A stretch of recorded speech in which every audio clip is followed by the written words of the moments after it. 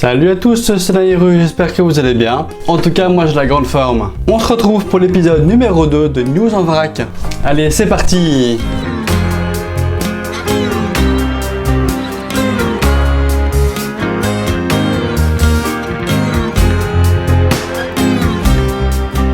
Pour ce premier sujet, je vais vous parler de virus, un virus informatique, Mosaic Regressor. Ainsi se nomme la nouvelle crasse détectée par Kaspersky. En effet, la société de sécurité a détecté le deuxième virus du genre, qui est un virus qui s'insinue dans votre UEFI. En quelques mots, c'est lui qui permet de faire communiquer vos pièces, donc carte mère, processeur, etc., avec le système d'exploitation. Donc vous vous en doutez, c'est un endroit sensible qui est censé être très sécurisé. Cette menace informatique donc s'insinue dans le UEFI. Ce qu'il fait, c'est introduire un cheval de Troie dans Windows au travers d'un fichier exécutable qui est constamment recréé lors du démarrage de Windows si celui-ci n'existe plus. Du coup, vous avez beau l'effacer, il revient à chaque fois. Je vous rassure, ce type de menace n'a été découvert que sur 2 ordinateurs de diplomates chinois, pour l'instant en tout cas. Et d'après les experts, l'installation de telles menaces n'est pas possible au travers d'Internet. Des espions ont certainement eu accès aux machines des diplomates et donc ont su installer ce virus de cette façon-là. La solution de sécurité Kaspersky nous affirme avoir mis à jour son antivirus avec des modules capables d'analyser l'UEFI de façon à protéger les ordinateurs de ce type d'attaque.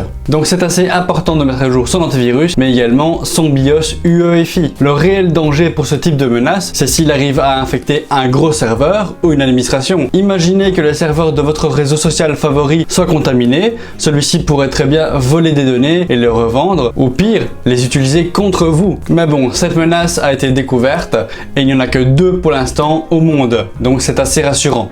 Pour enchaîner la deuxième news, on va parler de mémoire RAM. SK Hynix, qui est spécialisé dans la mémoire vive, vient d'annoncer la DDR5. Pour l'instant, c'est seulement orienté pour les gros serveurs, mais on a tout de même eu quelques petites précisions. La référence listée a une fréquence minimale de 4800 MHz et une fréquence maximale de 5600 MHz. On est vraiment sur quelque chose de très costaud. Le tout avec 1,1 V, contrairement à 1,2 pour la DDR4. Donc la DDR5 est un peu moins énergivore, ce qui est pas plus mal. On ne connaît pas la valeur en gigas de ces RAM, mais on sait en tout cas qu'elles vont monter jusqu'à 256 gigas. Quant à Samsung, qui est également producteur de mémoire vive, la société sud-coréenne vient d'annoncer une production de masse pour 2021. Donc il faudra encore être patient pour voir la DDR5 dans vos tours. Troisième news, on part dans les cartes graphiques chez Nvidia. Et ben voilà, c'est officiel, le patron d'Nvidia, Jensen Huang, annonce un retard jusqu'à 2021 pour la série RTX 3000. Celui-ci tente une explication en accusant leur succès. Il n'avait pas anticipé qu'il y aurait tant de commandes pour ces cartes graphiques,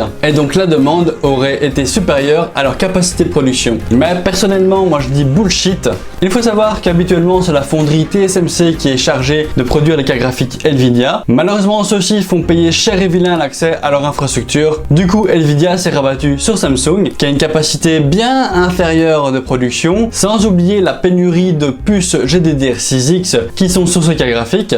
Et bam, ça fait des chocs à pic. La preuve en est, c'est que je suis gérant d'un magasin d'informatique. En tant que tel, j'ai accès à divers fournisseurs. Et donc j'ai pu le constater par moi-même, ceux-ci ne me proposent aucune carte graphique. C'est bien la preuve qu'ils n'en ont reçu tout simplement aucune. Aucune pour toute l'Europe, ça me paraît quand même un peu touchy. Si vous voulez mon humble avis, je pense qu'Nvidia voulait absolument lancer ses références avant AMD. Évidemment, beaucoup de personnes se sont ruées dessus, et donc le peu de stock disponible est parti en quelques minutes. En attendant que les stocks reviennent à la hausse, je vous suggère d'attendre la conférence d'AMD pour voir ce qu'ils vont nous proposer et à quel tarif, et surtout s'il y aura du stock. Mais en tout cas, c'est vraiment pas une bonne période pour acheter du matériel informatique. La situation pourrait peut-être revenir à la normale l'année prochaine, vers mars-avril. Voilà, cette news en vrac touche à sa fin, j'espère que vous aura plu. Si vous avez des questions, n'hésitez pas à les poser en commentaire et j'y répondrai volontiers. Comme d'habitude, si vous n'êtes pas abonné à la chaîne, je vous conseille vivement de le faire et de cliquer sur le bouton de cloche pour ne rien rater des prochaines vidéos. Quant à moi, je vous dis à la prochaine pour des nouvelles news ou une autre vidéo. Portez-vous bien, ciao!